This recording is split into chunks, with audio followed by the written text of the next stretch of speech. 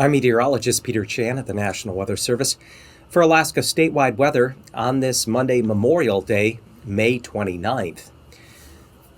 River flood warnings remain in effect on the Yukon River at Stevens Village due to heavy snowmelt runoff. The water level at Stevens Village is showing some signs of retrieving, and the river has been slowly receding further upstream from Dawson City down through Fort Yukon, so that trend should continue in the week ahead, though water levels will remain high along the upper Yukon.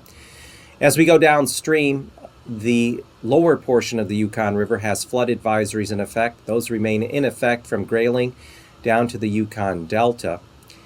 And water levels there remain very high with flooding of the lowlands as a result of all of the snowmelt runoff. And then finally, flood warnings are in effect for ice jam flooding in the lower delta where it comes to the Bering Sea. Imanak and Alakanuk both have flood warnings in effect, and that will persist for the next several days as the potential for ice jam flooding will continue in those areas.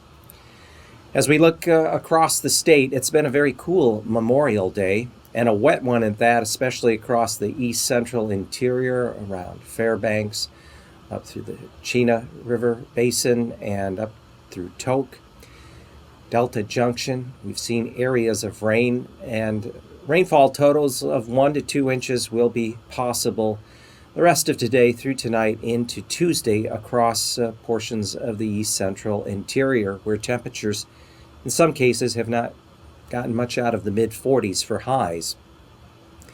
Elsewhere too, we've seen some intervals of sun across south central, but temperatures have been confined mainly to the 50s, a few spots flirting with 60, and areas of the Panhandle this Memorial Day have seen scattered rain showers with cooler temperatures in the upper 40s to generally mid-50s for highs. Colder temperatures along the west coast, especially northern western Seward Peninsula, even snowed for a time earlier today in Nome. And a cooler pattern will continue overall statewide here as we close out the month of May and enter early June. For Alaska statewide weather, I'm Peter Chan.